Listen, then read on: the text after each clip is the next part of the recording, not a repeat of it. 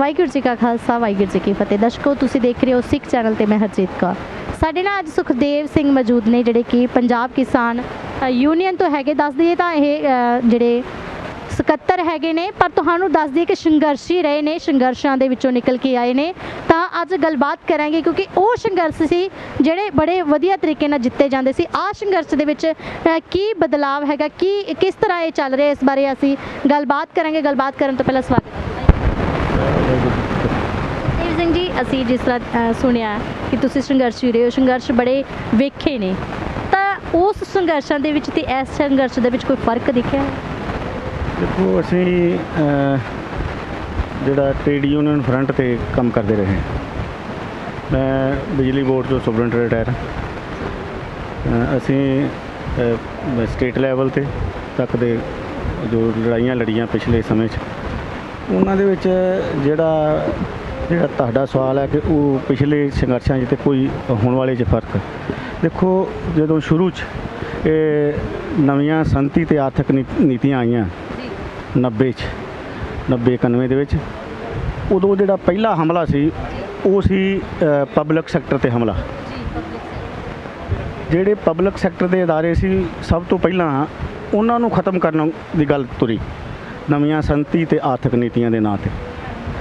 ਔਰ ਉਹ ਗੱਲ ਚੱਲਦੀ, ਜਿਹੜੇ ਅਦਾਰੇ ਸੀ ਉਹਨਾਂ ਨੂੰ ਉਹਦਾ ਪ੍ਰਾਈਵੇਟੇਸ਼ਨ, ਉਹਦਾ ਨਿੱਜੀਕਰਨ, ਜਿਹੜੀ ਉਹ ਜਿਹਨੂੰ LPG ਕਹਿੰਦੇ, ਗਲੋਬਲਾਈਜੇਸ਼ਨ, ਪ੍ਰਾਈਵੇਟੇਸ਼ਨ,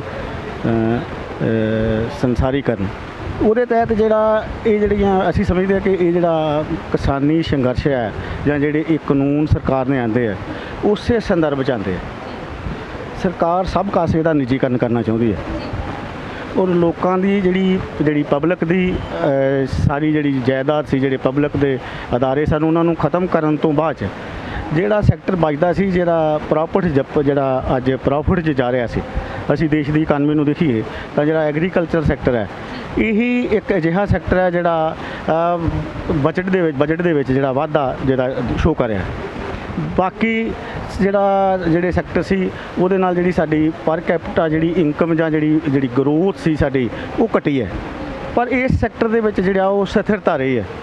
ਔਰ ਜਿਹੜੇ ਇਹ ਮਲਟੀਨੇਸ਼ਨ ਨੇ ਜਾਂ ਜਿਹੜੇ ਕਾਰਪੋਰੇਟ ਨੇ, ਉਹ ਇਸ ਸੈਕਟਰ ਨੂੰ ਬੜੀ ਸੋਚੀ ਸਮਝੀ ਸਾਜ਼ਿਸ਼ ਦੇ ਤਹਿਤ ਹੜੱਪਣਾ ਚਾਹੁੰਦੇ ਆ ਕਿ ਇਹ ਜਿਹੜਾ ਸੈਕਟਰ ਹੈ, ਇਹਦੇ 'ਤੇ ਇਹ, ਕਿਉਂਕਿ ਇਹ ਰੋਟੀ ਹਰ ਇੱਕ ਨੇ ਖਾਣੀ ਹੈ, ਉਹ ਕਿਸੇ ਨਾ ਕਿਸੇ ਰੂਪ ਦੇ ਵਿੱਚ ਅਨਾਜ ਦੀ ਵਰਤੋਂ ਹੋਣੀ ਹੈ, ਚਾਹੇ ਉਹ ਬ੍ਰੈਡ ਖਾ ਲਈਏ, ਚਾਹੇ ਰੋਟੀ ਖਾ ਲਈਏ, ਚਾਹੇ ਜੋ ਵੀ ਹੈ।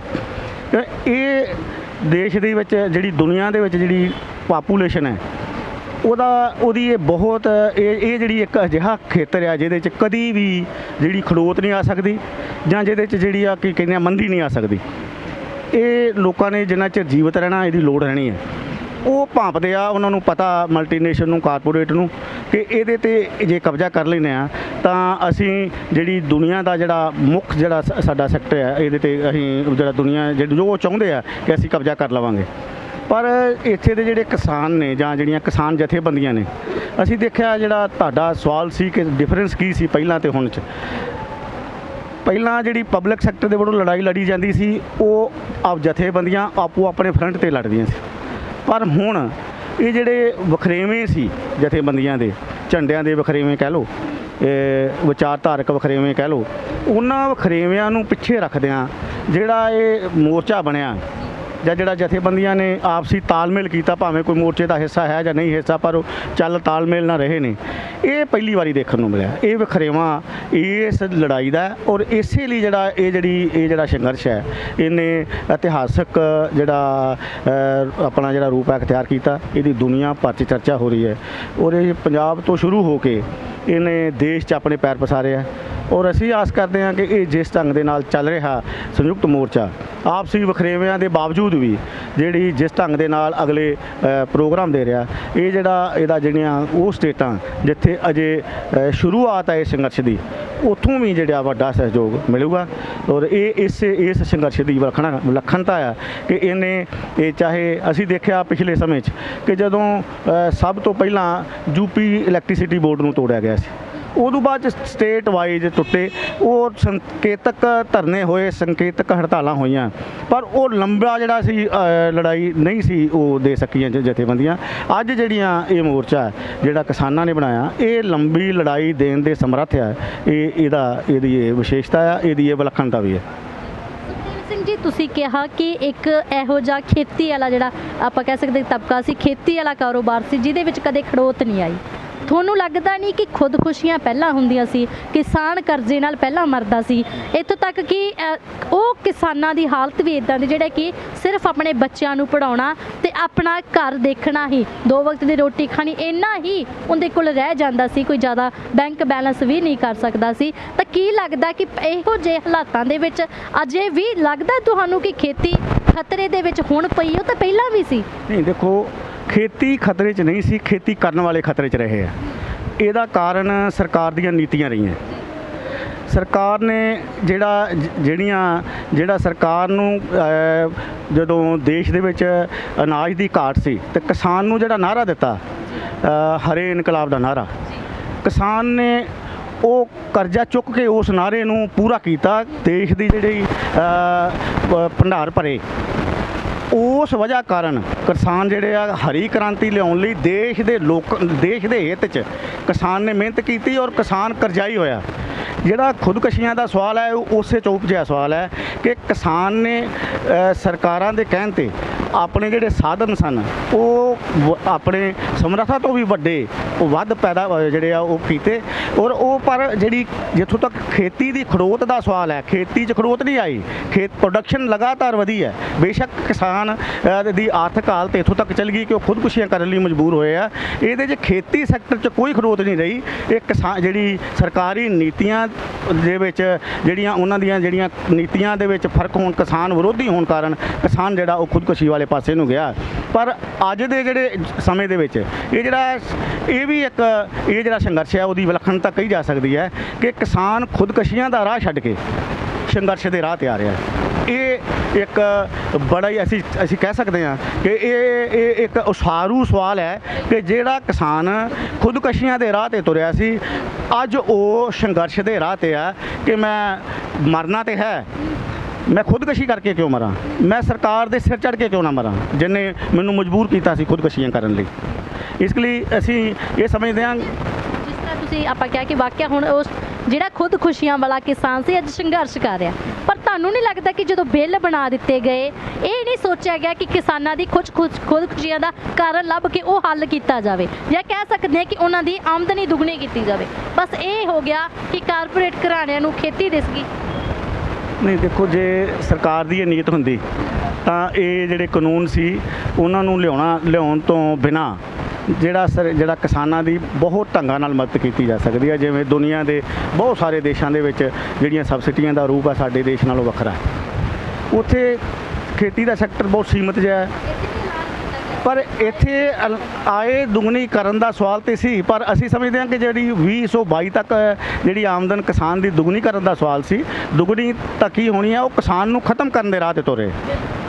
ਕਿਸਾਨ ਜਿਹੜਾ ਪਹਿਲਾਂ ਹੀ ਖੁਦਕਸ਼ੀਆਂ ਦੇ ਰਾਹ ਤੇ ਸੀ, ਇਹਨਾਂ ਕਾਨੂੰਨਾਂ ਦੇ ਨਾਲ ਉਹ ਹੋਰ ਜਿਹੜੀ ਉਹਦੀ ਆਰਥਿਕਤਾ ਆ ਉਹਨੇ ਡਾਵਾਂਡੋਲ ਹੋਣਾ ਸੀ। ਪਰ ਇਹ ਵਧੀਆ ਹੈ ਕਿ ਇੱਕ ਉਸਾਰੂ ਪੱਖ ਗਿਆ ਕਿ ਕਿਸਾਨ ਜਥੇਬੰਦੀਆਂ ਨੇ ਜਿਹੜਾ ਉਹਨਾਂ ਨੂੰ ਸੰਘਰਸ਼ ਦਾ ਰਸਤਾ ਦਿਖਾਇਆ, ਉਹਨਾਂ ਨੇ ਇਸ ਰਸਤੇ ਤੇ ਚੱਲਣ ਦਾ ਜਿਹੜਾ ਪ੍ਰਣ ਕੀਤਾ ਹੈ। ਔਰ ਇਹੀ ਵਜ੍ਹਾ ਕਿ ਅੱਜ ਲੱਖਾਂ ਜਿਹੜੀ ਸਰਕਾਰ ਦੀਆਂ ਬਹੁਤ ਗਿੱਦੜ ਭਬਕੀਆਂ ਦੇ ਬਾਵਜੂਦ ਵੀ ਔਰ ਬਹੁਤ ਸਾਰੀਆਂ ਰੋਕਾਂ ਦੇ ਬਾਵਜੂਦ ਵੀ ਕਿਸਾਨ ਜਿਹੜਾ ਉਹ ਸਾਰੀਆਂ ਰੋਕਾਂ ਤੋੜਦਾ ਦਿੱਲੀ ਦੇ ਬਰੂਹਾਂ ਤੇ, ਸਰਕਾਰ ਦੀਆਂ ਬਰੂਹਾਂ ਤੇ ਖੜਾ। ਔਰ ਉਹ ਇਸ ਆਸ ਨਾਲ ਅਜੇ ਵੀ ਕਿ ਜੇ ਸਾਨੂੰ ਇਹ ਜਿਹੜਾ ਸੰਘਰਸ਼ ਹੈ 2-4 ਸਾਲ ਹੋਰ ਲੜਨਾ ਪਿਆ ਤਾਂ ਅਸੀਂ ਇਹਦੇ ਲਈ ਤਿਆਰ ਹੈ। ਇਹ ਸੰਕੇਤ ਹੈ ਇੱਕ ਉਸ ਕਿਸਾਨ ਦੀ ਜਿਹੜੀ ਉਸਾਰੂ ਸੋਚ ਦਾ ਕਿ ਕਿਸਾਨ ਜਿਹੜਾ ਉਹ ਪਹਿਲਾਂ ਖੁਦਕਸ਼ੀਆਂ ਵਾਲਾ ਰਾਹ ਸੀ ਉਹਨੂੰ ਛੱਡ ਰਿਹਾ, ਉਹ ਸੰਘਰਸ਼ਾਂ ਦੇ ਰਾਹ ਤੇ ਪੈ ਰਿਹਾ। ਲੰਬਾ ਹੋਣ ਦਾ ਕਾਰਨ ਕੀ ਸਮਝਦੇ? ਕਿਉਂਕਿ ਲੰਬਾ ਵੀ ਜਾ ਰਿਹਾ। ਕਿਸਾਨ ਤਾਂ ਨਹੀਂ ਚਾਹੁੰਦੇ ਕਿ ਸੰਘਰਸ਼ ਲੰਬਾ ਹੋਏ। ਜੇ ਇਹਦੇ 'ਚ ਸਰਕਾਰ ਹੀ ਇਹਦੇ ਲਈ ਲੰਬਾ ਜਾ ਰਿਹਾ ਹੈਗਾ। ਬਜ਼ੁਰਗ ਪਹਿਲਾਂ ਠੰਡ ਦੀਆਂ ਰਾਤਾਂ ਜਿਹੜੀਆਂ ਉਹਨਾਂ ਨੇ ਕੱਟੀਆਂ, ਹੁਣ ਗਰਮੀ ਬਹੁਤ ਜ਼ਿਆਦਾ ਆ ਰਹੀ ਹੈ। ਤਾਂ ਤੁਸੀਂ ਦੇਖ ਸਕਦੇ ਹੋ ਗਰਮੀ ਇਸ ਤੋਂ ਵੀ ਜ਼ਿਆਦਾ ਜਿਹੜੀ ਹੈ ਉਹ ਵਧਣ ਵਾਲੀ ਹੈ। ਦੇਖੋ ਜੇ ਸੰਘਰਸ਼ ਕਰਨ ਲਈ ਇਹ ਜਿਹੜਾ ਕਠਿਨਾਈਆਂ ਦਾ ਸਾਹਮਣਾ ਕਰਨਾ ਤਾਂ ਪੈਂਦਾ ਹੀ ਹੈ। ਸਾਡੇ ਵਡੇਰਿਆਂ ਨੇ ਸਾਨੂੰ ਜਦੋਂ ਤੁਸੀਂ ਪਿਛਲੇ ਜੇ ਇਤਿਹਾਸ 'ਤੇ ਝਾਤੀ ਮਾਰੀਏ ਤਾਂ ਜਦੋਂ ਕਸ਼ਮੀਰੀ ਪੰਡਤ ਗੁਰੂ ਤੇਗ ਬਹਾਦਰ ਕੋਲ ਫਰਿਆਦ ਲਾ ਕੇ ਆਏ ਸਨ ਤਾਂ ਉਸ ਵੇਲੇ ਗੁਰੂ ਗੋਬਿੰਦ ਸਿੰਘ ਵੱਲੋਂ ਇਹ ਕਹਿਣਾ ਕਿ ਤੁਹਾਡੇ ਤੋਂ ਬਿਨਾਂ ਸ਼ਹਾਦਤ ਕੌਣ ਦੇ ਸਕਦਾ। ਉਸ ਵੇਲੇ ਉਹਨਾਂ ਨੂੰ ਕੀ ਇਹ ਪਤਾ ਨਹੀਂ ਸੀ ਕਿ ਇਹ ਜੇ ਅਸੀਂ ਦਿੱਲੀ ਨੂੰ ਤੁਰ ਰਹੇ ਹਾਂ ਜਾਂ ਦਿੱਲੀ ਜਾ ਰਹੇ ਹਾਂ ਤਾਂ ਸਾਡੇ ਨਾਲ ਸਭ ਕੁਝ ਵਾਪਰੂ। ਇਸ ਲਈ ਇਹ ਸਾਡੀ ਪਰੰਪਰਾ ਆ। ਇੱਕ ਜਿਹੜੇ ਪੰਜਾਬ ਦੇ ਲੋਕ ਜਾਂ ਦੇਸ਼ ਦੇ ਲੋਕ ਆਪਣੀਆਂ ਜਿਹੜੀਆਂ ਪਰੰਪਰਾਵਾਂ ਨੇ ਉਹਨੂੰ ਨਹੀਂ ਭੁੱਲਣਗੇ, ਉਹ ਉਹਨਾਂ ਆਪਣੀਆਂ ਪਰੰਪਰਾਵਾਂ 'ਤੇ ਚੱਲਣਗੇ। ਸੰਘਰਸ਼ ਲੰਬਾ ਹੋ ਰਿਹਾ, ਇਹਦੇ ਨਾਲ ਇਹ ਕੋਈ ਚਿੰਤਾ ਦਾ ਵਿਸ਼ਾ ਨਹੀਂ, ਇਹ ਸਰਕਾਰ ਦੀ ਚਿੰਤਾ ਦਾ ਵਿਸ਼ਾ ਹੋਣਾ ਚਾਹੀਦਾ ਕਿ ਜਿਹੜੀ ਜਿੰਨਾ ਸੰਘਰਸ਼ ਲੰਬਾ ਹੋਏਗਾ ਇਹ ਸਰਕਾਰ ਜਿਹੜੀਆਂ ਉਹਨਾਂ ਦੀਆਂ ਜਿਹੜੀਆਂ ਨੀਤੀਆਂ ਨੇ। ਅਜੇ ਤਾਂ ਇਹ ਖੇਤੀ ਸੈਕਟਰ ਹੈ, ਕੱਲ੍ਹ ਨੂੰ ਜਿਹੜੇ ਉਹਨਾਂ ਨੇ ਮਜ਼ਦੂਰਾਂ ਦੇ ਵਿਰੁੱਧ ਵੀ ਬਿੱਲ ਆਉਂਦੇ ਆ। ਅੱਜ ਜਿਹੜੇ ਮਜ਼ਦੂਰ ਨੇ ਉਹ ਵੀ ਉਸਲਵੱਟੇ ਲੈ ਰਹੇ ਆ ਕਿਸਾਨਾਂ ਦੀ ਤਰਜ਼ 'ਤੇ ਕਿ ਅਸੀਂ ਵੀ ਇਹ ਜਿਹਾ ਮੋਰਚਾ ਔਰ ਉਹਨਾਂ ਦੇ ਮੋਰਚਾ ਜਿਹੜਾ ਬਣਨ ਦੀਆਂ ਸੰਭਾਵਨਾ ਵੀ ਦੇਸ਼ ਦੇ ਵਿੱਚ ਬਣ ਰਹੀਆਂ। ਇਹਦੇ ਲਈ ਜਿਹੜਾ ਸਗੋਂ ਅਸੀਂ ਸਮਝਦੇ ਹਾਂ ਕਿ ਜਿਹੜਾ ਕਿਸਾਨ ਆ ਉਹ ਜਿਹੜੀ ਦੂਸਰਾ ਵਰਗ ਰਹਿੰਦਾ ਜਿਹੜਾ ਅਜੇ ਸੰਘਰਸ਼ ਦੇ ਰਾਹ 'ਤੇ ਨਹੀਂ ਪਿਆ, ਉਹਦੇ ਲਈ ਵੀ ਪ੍ਰੇਰਨਾ ਸਰੋਤ ਆ। ਜਿੰਨਾ ਸੰਘਰਸ਼ ਲੰਬਾ ਹੋਏਗਾ ਇਹਦੇ ਨਾਲ ਜਿਹੜਾ ਮੌਜੂਦਾ ਜਿਹੜਾ ਸਿਸਟਮ ਆ ਉਹਦੇ ਵਿਰੁੱਧ ਜਿਹੜੀ ਆਵਾਜ਼ ਆ ਉਹ ਹੋਰ ਬੁਲੰਦ ਹੋਏਗੀ।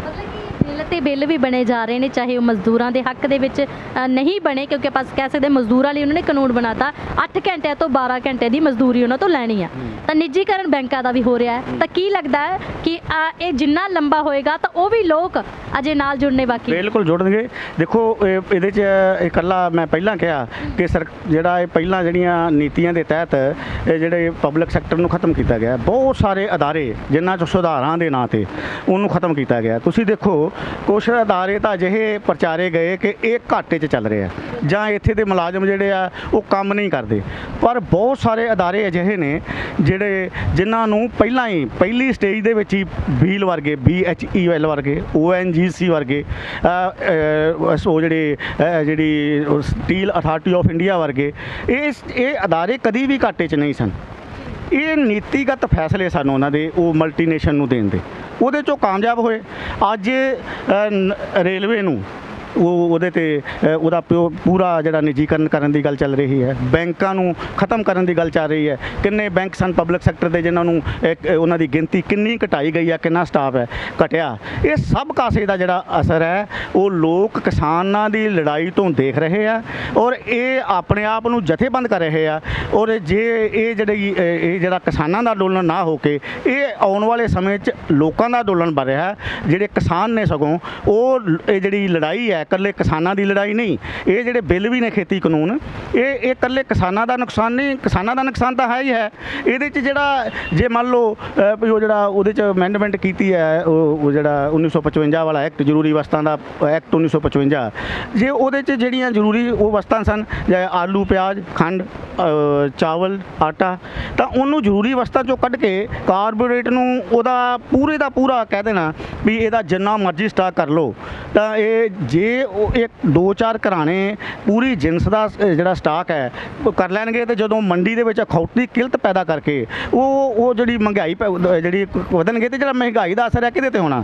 ਕਿਸਾਨ ਤਾਂ ਛੋਟੀ ਉਹ ਕੋਈ ਕਣਕ ਬੀਜ ਲੂ, ਚਾਵਲ ਬੀਜ ਲੂ, ਦਾਲਾਂ ਬੀਜ ਲੂ, ਤੇਲ ਬੀਜ ਲੂਗਾ, ਉਹ ਗੰਨਾ ਲਾ ਲੂਗਾ, ਉਹਦੇ ਤੋਂ ਗੁੜ ਕੱਢ ਲੂ। ਪਰ ਜਿਹੜੇ ਬੰਦੇ ਨੇ ਇਹ ਹਰ ਚੀਜ਼ ਮੁੱਲ ਲੈਣੀ ਹੈ ਉਹਦੇ 'ਤੇ ਸਗੋਂ ਇਹਦਾ ਵੱਧ ਅਸਰ ਹੋਣਾ। ਇਸ ਬਿਲਕੁਲ ਜਿਨ੍ਹਾਂ ਨੇ ਇਹਨੂੰ ਮਾਰਕੀਟ 'ਚੋਂ ਖਰੀਦਣਾ ਉਹਦਾ ਵੱਧ ਨੁਕਸਾਨ ਹੋਣਾ। ਇਸ ਲਈ ਇਹ ਜਿਹੜੀ ਕਿਸਾਨਾਂ ਦੁਆਰਾ ਜਿਹੜੀ ਲੜਾਈ ਹੈ ਇਹ ਲੋਕਾਂ ਦੀ ਲੜਾਈ ਹੈ ਔਰ ਅਸੀਂ ਸਮਝਦੇ ਹਾਂ ਕਿ ਲੋਕ ਵੀ ਇਹਦਾ ਜਿਹੜਾ ਸਾਥ ਦੇਣਗੇ।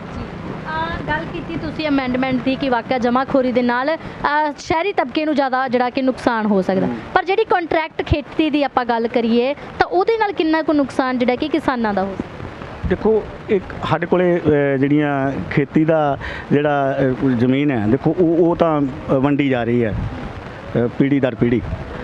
ਅੱਜ ਪੰਜਾਬ 'ਚ ਕੀ ਦੇਸ਼ ਦੇ ਜਿਹੜੇ ਆ ਉਹਦੇ 'ਚ ਅੰਕੜੇ ਦੱਸਦੇ ਆ ਕਿ 2.5 ਏਕੜ ਤੋਂ 5 ਏਕੜ ਵਾਲੇ ਜਿਹੜੇ ਕਿਸਾਨ ਨੇ ਉਹ ਬਹੁ ਗਿਣਤੀ 'ਚ ਨੇ, ਬਾਕੀ ਬਹੁਤ ਥੋੜ੍ਹੇ ਕਿਸਾਨ ਨੇ ਜਿਹੜੇ 10 ਏਕੜ ਤੋਂ ਵੱਧਦੇ ਆ।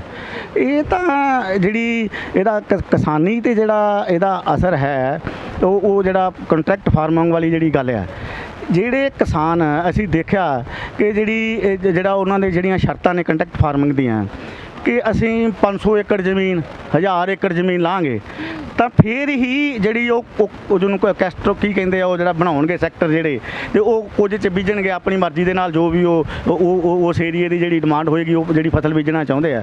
ਤਾਂ ਅੱਜ ਜਦੋਂ ਕਿਸਾਨ 2-2.5 ਏਕੜ ਵਾਲਾ ਕਿਸਾਨ ਜਾਂ 5 ਏਕੜ ਵਾਲਾ ਕਿਸਾਨ ਉਹ ਫਸਲੀ ਵਿਭਿੰਨਤਾ ਸਗੋਂ ਉਹ ਜ਼ਿਆਦਾ ਉਹਦੇ ਕਰ ਰਿਹਾ, ਜੇਕਰ ਉਹਨਾਂ ਨੂੰ ਉਤਸ਼ਾਹਿਤ ਕੀਤਾ ਜਾਏ ਇਸ ਕਿਸਾਨ ਨੂੰ ਕਿ ਭਾਈ ਤੁਸੀਂ ਜਿਹੜੀਆਂ ਦਾਲਾਂ ਵੀ ਪੈਦਾ ਕਰੋ, ਤੁਸੀਂ ਜਿਹੜੀਆਂ ਜਨਤਾ ਨੂੰ ਲੋੜੀਂਦੀਆਂ ਚੀਜ਼ਾਂ ਨੇ ਉਹ ਪੈਦਾ ਕਰੋ, ਬਜਾਏ ਇਹਦੇ ਕਿ ਉਹਨੂੰ ਉਤਸ਼ਾਹਿਤ ਕੀਤਾ ਜਾਏ ਜਿਹੜੀ ਮੌਜੂਦਾ ਜਿਹੜਾ ਐਗਰੀਕਲਚਰ ਪੈਟਰਨ ਆ ਇਹਨੂੰ ਸਗੋਂ ਖਤਮ ਕਰਕੇ ਜਿਹੜਾ ਕੰਟੈਕਟ ਫਾਰਮਿੰਗ ਹੈ ਉਹ ਕਿਸੇ ਵੀ ਹਾਲਤ ਦੇ ਵਿੱਚ ਉਹ ਇੱਥੇ ਦੇ ਲੋਕਾਂ ਦੇ ਜਿਹੜੀ ਆ ਉਹ ਹਿੱਤ 'ਚ ਨਹੀਂ ਹੈ। ਇੱਕ ਜਿੱਥੇ ਉਹਦਾ ਕਿਸਾਨਾਂ ਨੂੰ ਇਹਦਾ ਜਿਹੜਾ ਤੌਖਲਾ ਆ ਕਿ ਇਹ ਸਾਡੀਆਂ ਜਿਹੜੀਆਂ ਜ਼ਮੀਨਾਂ ਨੇ ਉਹ ਜਿਨ੍ਹਾਂ ਨਾਲ ਕੰਟਰੈਕਟ ਫਾਰਮਿੰਗ ਹੋਏਗੀ ਉਹ ਸਾਡੀਆਂ ਜ਼ਮੀਨਾਂ ਖੋ ਸਕਦੇ ਆ, ਕਿਉਂਕਿ ਉਹਦੇ ਵਿੱਚ ਜਿਹੜਾ ਪ੍ਰਾਵਧਾਨ ਆ ਕਿ ਉਹ ਕੋਰਟ 'ਚ ਨਹੀਂ ਜਾ ਸਕਦੇ, ਉਹ SDM ਤੱਕ ਜਾਂ DC ਤੱਕ ਸੀਮਿਤ ਰਹਿਣਗੇ।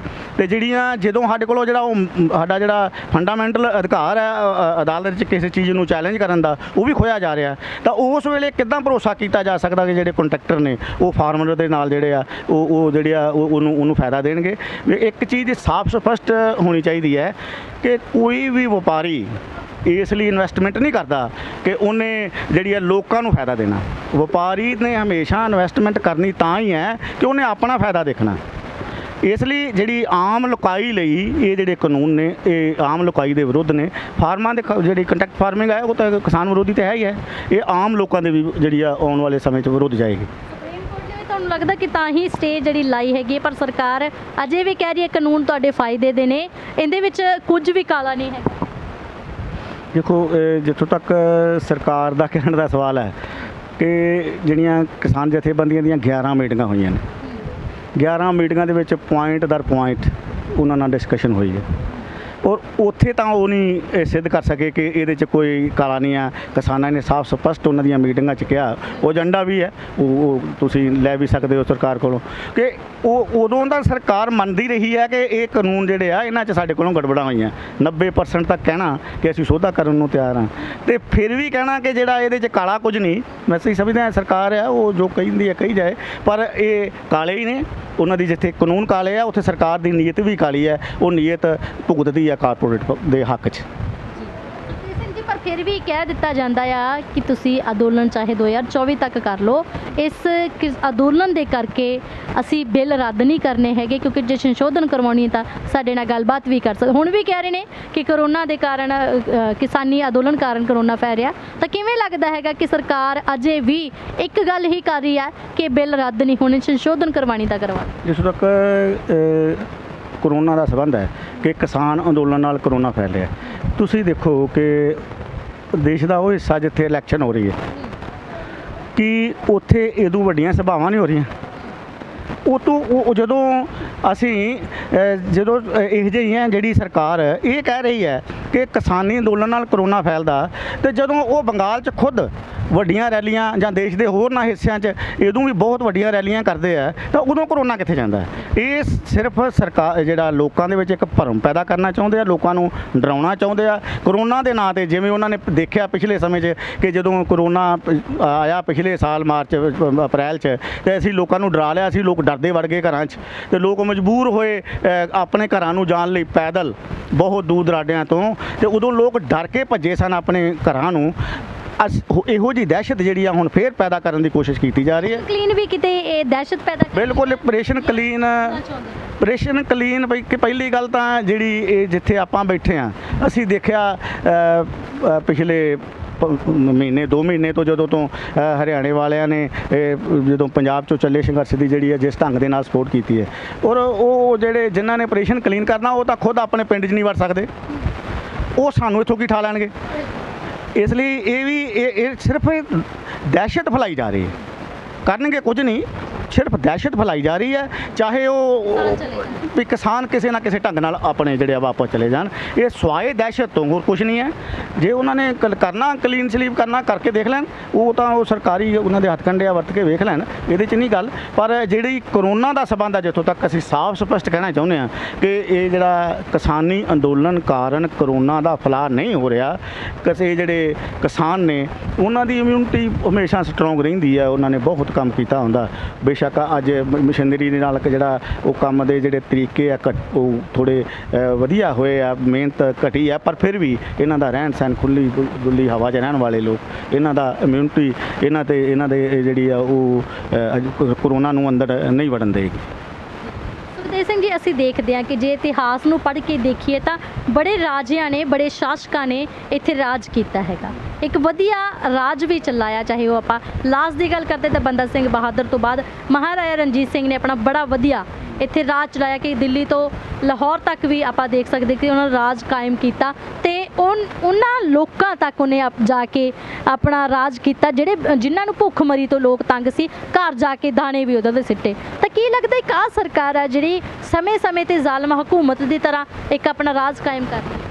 ਦੇਖੋ, ਉਹਨਾਂ ਵੇਲਿਆਂ ਦੇ ਵਿੱਚ ਜਦੋਂ ਡੈਮੋਕ੍ਰੇਟਿਕ ਸੈਟਅਪ ਹੀ ਨਹੀਂ ਸੀ, ਉਹਨਾਂ ਵੇਲਿਆਂ ਦੇ ਵਿੱਚ ਮਹਾਰਾਜਾ ਰਣਜੀਤ ਸਿੰਘ ਵਰਗੇ ਰਾਜੇ ਜਾਂ ਦੇਸ਼ ਦੇ ਵਿੱਚ ਹੋਰ ਬਹੁਤ ਵਧੀਆ ਰਾਜੇ ਜਿਹੜੇ ਆ ਉਹਨਾਂ ਨੇ ਜਨਤਾ ਨੂੰ ਵਧੀਆ ਰਾਜ ਪ੍ਰਬੰਧ ਦਿੱਤਾ। ਅੱਜ ਜਦੋਂ ਦੇਸ਼ ਦੇ ਵਿੱਚ ਡੈਮੋਕ੍ਰੇਟਿਕ ਸਿਸਟਮ ਹੈ ਤਾਂ ਉਸ ਵੇਲੇ ਜਿਹੜੇ ਲੋਕਾਂ ਦੇ ਡੈਮੋਕ੍ਰੇਟਿਕ ਰਾਈਟਸ ਨੇ ਉਹਨਾਂ ਨੂੰ ਖੋਣਾ ਇਹ ਆਪਣੇ ਆਪ ਦੇ ਵਿੱਚ ਵੀ ਆਪਾ ਵਿਰੋਧੀ ਗੱਲ ਹੈ। ਇਹ ਜਿਹੜਾ ਸਾਡਾ ਸਿਸਟਮ ਹੈ ਉਹਦੇ ਲਈ ਵੀ ਕਿ ਜਿਹੜੇ ਲੋਕਾਂ ਨੇ ਸਾਨੂੰ ਚੁਣ ਕੇ ਭੇਜਿਆ, ਅਸੀਂ ਉਹਨਾਂ ਦੀ ਗੱਲ ਕਰਨ ਦੀ ਬਜਾਏ ਉਹਨਾਂ ਕੁਝ ਮੁੱਠੀ ਭਰ ਲੋਕਾਂ ਦੀ ਗੱਲ ਕਰ ਰਹੀ ਹੈ ਸਰਕਾਰ, ਕਾਰਪੋਰੇਟ ਘਰਾਣਿਆਂ ਦੀ ਜਾਂ ਮਲਟੀਨੇਸ਼ਨ ਦੀ, ਜਾਂ ਉਹਨਾਂ ਨੂੰ ਬਚਾਉਣ ਲਈ ਉਹਨਾਂ ਦੇ ਫਾਇਦੇ ਦੀ ਗੱਲ ਕਰ ਰਹੀ ਹੈ। ਪਰ ਇੱਥੇ ਦੇ ਬਹੁ ਗਿਣਤੀ ਜਿਹੜੇ ਲੋਕ ਨੇ ਜਿਹੜੇ ਖੇਤੀ ਤੇ ਡਿਪੈਂਡ ਨੇ ਉਹਨਾਂ ਨੂੰ ਉਜਾੜਨ ਦੀ ਵਾਲੇ ਪਾਸੇ ਨੂੰ ਤੁਰੀ ਹੈ। ਇਹ ਤਾਂ ਸਾਡੇ ਦੇਸ਼ ਦੀ ਵਡੱਬਣਾ ਹੀ ਹੈ।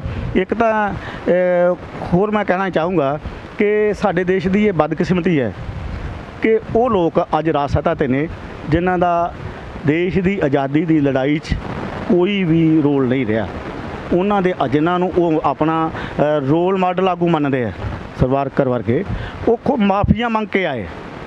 ਉਹ ਉਸ ਵੇਲੇ ਦੇ ਹਾਕਮਾਂ ਤੋਂ ਮਾਫੀਆਂ ਮੰਗੀਆਂ ਉਹਨਾਂ ਨੇ, ਉਹ ਰਿਕਾਰਡ ਔਨ ਦੀ ਰਿਕਾਰਡ ਹੈ। ਪਰ ਇਹ ਦੇਸ਼ ਦੇ ਲੋਕਾਂ ਦੀ ਮੈਂ ਸਮਝਦਾ ਬਦਕਿਸਮਤੀ ਆ ਕਿ ਦੇਸ਼ ਦੇ ਲੋਕਾਂ ਨੇ ਉਹਨਾਂ ਲੋਕਾਂ ਨੂੰ ਰਾਸਤਾ ਸੌਂਪੀ ਹੈ ਜਿਨ੍ਹਾਂ ਦਾ ਦੇਸ਼ ਦੀ ਆਜ਼ਾਦੀ 'ਚ ਕੋਈ ਰੋਲ ਨਹੀਂ ਰਿਹਾ। ਔਰ ਉਹਨਾਂ ਦੀ ਜਿਹੜੀ ਵਿਰਾਸਤ ਹੈ, ਸਰਵਾਰਕਰ ਵਰਗੀ ਜਿਹੜੀ ਉਹਨਾਂ ਦੀ ਵਿਰਾਸਤ ਹੈ, ਉਹਦੇ ਤੋਂ ਹੀ ਉਹ ਜਿਹੜੇ ਆ ਸਾਡੇ ਲਈ ਜਿਹੜੇ ਆ ਉਹ ਸ਼ਬਦ ਕੱਢਦੇ ਆ, ਅੰਦੋਲਨ ਜੀਵੀ, ਪਰਜੀਵੀ ਜਾਂ ਹੋਰ ਜਿਹੜੇ ਉਹਨਾਂ ਨੇ ਜੋ ਪਾਰਲੀਮੈਂਟ ਜਿਹੜਾ ਮੰਦਰ ਹੈ ਡੈਮੋਕ੍ਰੇਸੀ ਦਾ, ਉੱਥੇ ਦੇਸ਼ ਦੇ ਮੁਖੀ ਵੱਲੋਂ ਅੰਦੋਲਨਕਾਰੀਆਂ ਨੂੰ ਜਿਹੜੀ ਉਹਨਾਂ ਭਾਸ਼ਾ ਵਰਤੀ ਹੈ। ਅਸੀਂ ਸਮਝਦੇ ਹਾਂ ਇਹ ਕਿਸੇ ਦੇਸ਼ ਜਿਹੜੇ ਡੈਮੋਕ੍ਰੇਟਿਕ ਦੇਸ਼ ਦੇ ਮੁਖੀ ਦੀ ਭਾਸ਼ਾ ਨਹੀਂ ਹੈ। ਇਹ ਉਸ ਹਿਟਲਰ ਦੀ ਭਾਸ਼ਾ ਆ ਜਿਹਨੇ ਉਹ ਨਾਜ਼ੀਆਂ ਨੂੰ ਉਹ ਚੈਂਬਰਾਂ 'ਚ ਸੁੱਟ ਕੇ ਮਾਰਿਆ ਸੀ। ਅੱਜ ਸਾਨੂੰ ਇਹ ਡਰਾ ਕੇ ਉਹੀ ਆਪਣਾ ਜਿਹੜਾ ਰੂਪ ਹੈ ਹਿਟਲਰ ਵਾਲਾ ਰੂਪ ਉਹ ਲੋਕਾਂ ਨੂੰ ਦਿਖਾਉਣਾ ਚਾਹੁੰਦਾ। ਪਰ ਦੇਸ਼ ਦੇ ਲੋਕ ਜਿਹੜੇ ਆ ਉਹ ਜਾਗਰੂਕ ਹੋਏ ਆ ਔਰ ਆਉਣ ਵਾਲੇ ਸਮੇਂ 'ਚ ਹੋਰ ਜਾਗਰੂਕ ਹੋਣਗੇ। ਔਰ ਇਹ ਜਿਹੜੀ ਲੜਾਈ ਹੈ ਇਹ ਇਕੱਲੇ ਕਿਸਾਨਾਂ ਦੀ ਲੜਾਈ ਨਾ ਰਹਿ ਕੇ ਲੋਕਾਂ ਦੀ ਲੜਾਈ ਬਣੇਗੀ ਔਰ ਇਹਦਾ ਜਿਹੜਾ ਖਮਿਆਜਾ ਉਹ ਜਿਹੜੇ ਇੱਥੇ ਦੇ ਰਾਜ ਕਰਨ ਵਾਲੇ ਲੋਕ ਉਹਨਾਂ ਨੂੰ ਭੁਗਤਣਾ ਪਏਗਾ। ਇੱਥੇ ਤਾਂ ਚਲੋ ਕਿਸਾਨ ਬੈਠਾ, ਕਿਸਾਨ ਆਪਣੇ ਹੱਕਾਂ ਲਈ ਲੜ ਰਿਹਾ, ਪਰ ਉਹ ਲੋਕਾਂ ਦਾ ਕੀ ਕਸੂਰ ਹੈ? ਜਿਸ ਤਰ੍ਹਾਂ ਤੁਸੀਂ ਦੇਖ ਲੋਕਡਾਊਨ ਤੇ ਪ੍ਰਵਾਸੀ ਮਜ਼ਦੂਰ ਨੇ ਜਾਂ ਕਹਿ ਰਹੀ ਕਿ ਉਹ ਗਰੀਬ ਤਬਕਾ ਜਿਹੜੇ ਕਿ ਸੜਕਾਂ ਤੇ 2 ਵਕਤ ਦੀ ਰੋਟੀ ਨਸੀਬ ਕਰਨ ਲਈ ਤਰਸਦੇ ਨੇ, ਉਹਨਾਂ ਦਾ ਕੀ ਕਸੂਰ ਆ ਜਿਹੜੇ ਉਹ ਵਿੱਚ ਘੋਣ ਵਾਂਗੂ ਪਿਸ ਰਹੇ? ਦੇਖੋ, ਉਹਨਾਂ ਨੂੰ ਵੀ ਤਾਂ ਪੀਸਿਆ ਗਿਆ ਸੀ ਕਰੋਨਾ ਦੇ ਦੌਰ ਦੇ ਵਿੱਚ। ਜਦੋਂ ਉਹ ਅੱਜ ਵੀ ਮੈਂ ਅਖਬਾਰਾਂ ਪੜ੍ਹਦਾ ਰਿਹਾ, ਹੁਣ ਪੜ੍ਹ ਕੇ ਆਇਆ ਕਿ ਦਿੱਲੀ ਤੋਂ ਜਿਹੜੇ ਆ ਉਹ ਮਜ਼ਦੂਰ ਉਹ ਫੇਰ ਸੋਚ ਰਹੇ ਆ ਆਪਣੇ ਪਿੰਡਾਂ ਨੂੰ ਜਾਣ ਲਈ। ਵੀ ਦੇਖ ਜਿਹੜੇ ਉਦੋਂ ਉਸ ਦੌਰ ਦੇ ਵਿੱਚ ਭੱਜ ਕੇ ਪਿੰਡਾਂ ਨੂੰ ਗਏ ਤਾਂ ਇਹਦਾ ਮਤਲਬ ਸਾਫ਼ ਸਪਸ਼ਟ ਸੀ ਕਿ ਉਹਨਾਂ ਕੋਲ ਉੱਥੇ ਸਾਧਨ ਨਹੀਂ ਸਨ ਆਪਣੀ ਰੋਜੀ ਰੋਟੀ ਦੇ, ਉਹ ਫਿਰ ਸ਼ਹਿਰਾਂ 'ਚ ਆਏ। ਅੱਜ ਫਿਰ ਉਹਨਾਂ ਨੂੰ ਡਰਾਇਆ ਜਾ ਰਿਹਾ ਕਿ ਦੇਸ਼ ਦੇ ਹਾਕਮਾਂ ਦਾ ਫਰਜ਼ ਇਹ ਹੁੰਦਾ ਕਿ ਲੋਕਾਂ ਨੂੰ ਡਰਾਇਆ ਜਾਏ, ਕਿ ਹਾਕਮਾਂ ਦਾ ਫਰਜ਼ ਇਹ ਨਹੀਂ ਕਿ ਉਹਨਾਂ ਦੀ ਬਾਂਹ ਫੜੀ ਜਾਏ ਜਿਵੇਂ ਦੁਨੀਆ ਦੇ ਹੋਰਨਾਂ ਦੇਸ਼ਾਂ ਦੇ ਵਿੱਚ ਫੜੀ ਜਾ ਰਹੀ ਹੈ। ਮੈਂ ਪਿਛਲੇ 10 ਮਹੀਨੇ ਕੈਨੇਡਾ 'ਚ ਰਹਿ ਕੇ ਆਇਆ। ਉੱਥੇ ਉਹਨਾਂ ਨੇ ਜਦੋਂ ਇਹ ਸਾਰੀ ਦੁਨੀਆ 'ਚ ਕਰੋਨਾ ਦਾ ਸਾਰੀ ਦੁਨੀਆ ਦੇ ਵਿੱਚ ਜਿਹੜਾ ਫੈਲਾਇਆ ਗਿਆ ਭਰਮ ਤਾਂ ਉੱਥੇ ਵੀ ਹੈ, ਉੱਥੇ ਵੀ ਲਾਕਡਾਊਨ ਹੈ। ਪਰ ਉੱਥੇ ਦੀ ਬਹੁਤ ਸਾਰੀ ਜਿਹੜੀ ਇੰਡਸਟਰੀ ਜਿਹੜੇ ਇੰਡਸਟਰੀਅਲ ਵਰਕਰ ਸਨ ਜਿਨ੍ਹਾਂ ਦੇ ਕੰਮ ਖੁੱਸੇ, ਉਹਨਾਂ ਨੂੰ $2,000 ਪਰ ਮੰਥ। $2,000 ਦਾ ਮਤਲਬ ਤੁਸੀਂ ਸਮਝਦੇ ਹੋ ਲੱਖ ਸਵਾ ਲੱਖ ਰੁਪਈਆ ਹਰ ਮੰਥ, ਭਾਵੇਂ ਉਹਨਾਂ ਨੇ ਕੰਮ ਕੀਤਾ ਭਾਵੇਂ ਨਹੀਂ, ਔਰ ਨਾਨ ਰਿਕਵਰੇਬਲ ਉਹ ਦਿੱਤਾ ਉੱਥੇ ਦੀ ਗੌਰਮੈਂਟ ਨੇ। ਸਾਡੀ ਗੌਰਮੈਂਟ ਤਾਂ ਉਹ ਉਸ ਵੇਲੇ ਉਹਨਾਂ ਵਿਚਾਰਿਆਂ ਨੂੰ ਬੱਸਾਂ ਪ੍ਰੋਵਾਈਡ ਨਹੀਂ ਕਰਾ ਸਕੀ, ਉਹ ਪੈਦਲ ਗਏ। ਅਸੀਂ ਦੇਖਿਆ ਉਹਨਾਂ ਵੇਲਿਆਂ ਦੇ ਵਿੱਚ ਦੇਖਿਆ ਗਿਆ ਗਰਭਵਤੀ ਔਰਤਾਂ ਜਿਹੜੀਆਂ ਪੈਦਲ ਗਈਆਂ, ਉਹਨਾਂ ਦੇ ਜਣੇਪੇ ਰਸਤਿਆਂ 'ਚ ਹੋਏ। ਤਾਂ ਇਹ ਇਸ ਲਈ ਇਹ ਮੈਂ ਤਾਂ ਹੀ ਪਹਿਲਾਂ ਕਿਹਾ ਕਿ ਇਹ ਜਿਹੜਾ ਡੈਮੋਕ੍ਰੈਟਿਕ ਸਿਸਟਮ ਦੇ ਵਿੱਚ ਇਹ ਜਿਹੜੀ ਸਰਕਾਰ ਪਹਿਲੀ ਸਰਕਾਰ ਹੈ ਜਿਹੜੀ ਕੋਈ ਵੀ ਜਿਹੜਾ ਫੈਸਲਾ ਉਹ ਲੋਕ ਪੱਖੀ ਨਹੀਂ ਲੈ ਰਹੀ, ਸਗੋਂ ਕਾਰਪੋਰੇਟ ਪੱਖੀ ਲੈ ਰਹੀ। ਇਹਦੀਆਂ ਤਾਂ ਬਹੁਤ ਸਾਰੀਆਂ ਉਦਾਹਰਨਾਂ ਨੇ ਦਿੱਤੀਆਂ ਜਾ ਸਕਦੀਆਂ। ਸਕਦੇ ਕਿ ਭਗਤ ਸਿੰਘ ਸੀ ਜਿਨ੍ਹਾਂ ਨੇ ਈਸਟ ਇੰਡੀਆ ਕੰਪਨੀ ਦੇ ਖਿਲਾਫ ਲੜਾਈ ਹੈ ਜਿਹੜੀ ਉਹ ਲੜੀ ਸੀ, ਦੇਸ਼ ਨੂੰ ਆਜ਼ਾਦ ਕਰਵਾਇਆ। ਤਾਂ 70 ਸਾਲਾਂ ਬਾਅਦ ਲੱਗਦਾ ਕਿ ਹੁਣ ਵੀ ਦੇਸ਼ ਨੂੰ ਦੁਬਾਰਾ ਆਜ਼ਾਦ ਕਰਵਾਉਣਾ। ਦੇਖੋ ਉਸ ਵੇਲੇ ਇੱਕ ਕੰਪਨੀ ਆਈ ਸੀ ਈਸਟ ਇੰਡੀਆ ਕੰਪਨੀ, ਜਿਹਨੇ 250 ਸਾਲ ਰਾਜ ਕੀਤਾ ਸਾਡੇ 'ਤੇ। ਅੱਜ ਤਾਂ ਹਜ਼ਾਰਾਂ ਕੰਪਨੀਆਂ ਮੂੰਹ ਵੱਡੀ ਖੜੀਆਂ ਨੇ ਇਸ ਦੇਸ਼ ਦੇ ਜਿਹੜੇ ਸੋਰਸਸ ਨੇ ਉਹਨੂੰ ਖਾਣ ਲਈ। ਇਹਦੇ ਲਈ ਅਸੀਂ ਸਮਝਦੇ ਹਾਂ ਕਿ ਇਹ ਜਿਹੜੀ ਕਿਸਾਨਾਂ ਦੀ ਜਿਹੜੀ ਲੜਾਈ ਹੈ, ਜੇ ਇਹ ਜਨ ਅੰਦੋਲਨ 'ਚ ਬਦਲਦੀ ਹੈ ਤਾਂ ਇਹ ਉਹੀ ਲੜਾਈ ਹੈ, ਆਜ਼ਾਦੀ ਦੀ ਦੂਜੀ ਲੜਾਈ ਹੈ। ਇਸ ਸਿਸਟਮ ਨੂੰ ਚੋਟ ਕਰੇਗੀ ਔਰ ਜਿਹੜਾ ਇਹ ਸਿਸਟਮ ਆ ਉਹਨੂੰ ਤਹਿਸ਼-ਨਹਿਸ਼ ਕਰਨ 'ਚ ਜਿਹੜਾ ਇਹ ਅੰਦੋਲਨ ਆ ਜਿੰਨਾ ਲੰਬਾ ਜਾਏਗਾ ਇਸ ਸਿਸਟਮ 'ਤੇ ਉਨੀ ਵੱਡੀ ਸੱਟ ਵੱਜੇਗੀ। ਇਹ ਸਰਕਾਰ ਨੂੰ ਸਮਝਣਾ ਚਾਹੀਦਾ। ਜੀ ਬਹੁਤ ਬਹੁਤ ਧੰਨਵਾਦ, ਤੁਸੀਂ ਆਪਣੇ ਵਿਚਾਰਾਂ ਦਾ ਪ੍ਰਗਟਾਵਾ ਕੀਤਾ। ਜਾਂਦੇ ਜਾਂਦੇ ਕੋਈ ਸੰਦੇਸ਼ ਦੇਣਾ ਚਾਹੋਗੇ ਆਵਾਮ ਨੂੰ? ਇੱਕ ਆਵਾਮ ਨੂੰ ਇਹੀ ਸੰਦੇਸ਼ ਹੈ ਕਿ ਕਿਸਾਨੀ ਦੀ ਇਕੱਲੀ ਲੜਾਈ ਨਹੀਂ ਲੜੇ, ਉਹ ਲੋਕਾਂ ਦੀ ਲੜਾਈ ਲੜੇ ਆ ਅਤੇ ਸਮੂਹ ਆਵਾਮ ਨੂੰ ਇਸ ਲੜਾਈ 'ਚ ਕੁੱਦਣਾ ਚਾਹੀਦਾ। ਉਹ ਚਾਹੇ ਗੈਰ ਕਿਸਾਨ ਨੇ, ਦੁਕਾਨਦਾਰ ਨੇ, ਛੋਟੇ ਵਪਾਰੀ ਨੇ ਜਾਂ ਹੋਰ ਜਿਹੜੇ ਦੇਸ਼ ਭਗਤ ਨੇ ਜਾਂ ਇਨਸਾਫ ਪਸੰਦ ਤਾਕਤਾਂ ਨੇ, ਉਹਨਾਂ ਸਭ ਨੂੰ ਇਸ ਅੰਦੋਲਨ ਦਾ ਜਿਹੜਾ ਉਹ ਸਹਿਯੋਗ ਕਰਨਾ ਚਾਹੀਦਾ। ਇਹੀ ਗੱਲ। ਸੋ ਦਰਸ਼ਕੋ, ਇਹ ਸਨ ਸੁਖਦੇਵ ਸਿੰਘ ਜੀ ਜਿਹੜੇ ਕਿ ਪੰਜਾਬ ਕਿਸਾਨ ਯੂਨੀਅਨ ਪੰਜਾਬ ਦੇ ਸਕੱਤਰ ਨੇ। ਤਾਂ ਤੁਸੀਂ ਦੇਖਿਆ ਕਿ ਵਿਚਾਰਾਂ ਤਾਂ ਬਹੁਤ ਲੋਕਾਂ ਨਾਲ ਕੀਤੀਆਂ ਜਾਂਦੀਆਂ ਨੇ, ਪਰ ਸੁਖਦੇਵ ਸਿੰਘ ਜੀ ਨੇ ਜਿੱਥੇ ਸੰਘਰਸ਼ਾਂ ਤੋਂ ਵੀ ਇੱਕ ਪ੍ਰੇਰਨਾ ਦਿੱਤੀ ਹੈ ਸਾਨੂੰ ਕਿ ਕਿਸ ਤਰ੍ਹਾਂ ਉਹ ਸੰਘਰਸ਼ ਤੇ ਇਹ ਇੱਕ ਜਿਹੜਾ ਸੰਘਰਸ਼ ਹੈ, ਕਿਉਂਕਿ ਕਈ ਵਾਰ ਆਪਣੇ ਪਰਿਵਾਰਾਂ ਦੇ ਵਿੱਚ ਵੀ ਮਤਭੇਦ ਹੁੰਦੇ ਨੇ, ਪਰ ਇੱਥੇ ਸੰਯੁਕਤ ਕਿਸਾਨ ਮੋਰਚਾ ਬਣਿਆ, ਹਰ ਇੱਕ ਦੇ ਮਤਭੇਦਾਂ ਨੂੰ ਉੱਪਰ ਚੁੱਕ ਕੇ ਇਹ ਕਿਸਾਨੀ ਅੰਦੋਲਨ ਜਿਹੜਾ ਕਿ ਪੂਰੇ ਆਵਾਮ ਦੇ ਲਈ ਲੜ ਰਿਹਾ। ਸੋ ਬਣੇ ਰਹੋ ਸਿੱਖ ਚੈਨਲ ਦੇ ਨਾਲ, ਲਗਾਤਾਰ ਤੁਹਾਨੂੰ ਇੱਦਾਂ ਦੀਆਂ ਸ਼ਖਸੀਅਤਾਂ ਦੇ ਰੂਬਰੂ ਕਰਵਾਉਂਦੇ ਰਹਾਂਗੇ। ਤਦ ਤੱਕ ਲਈ ਇਜਾਜ਼ਤ ਦਿਓ। ਧੰਨਵਾਦ।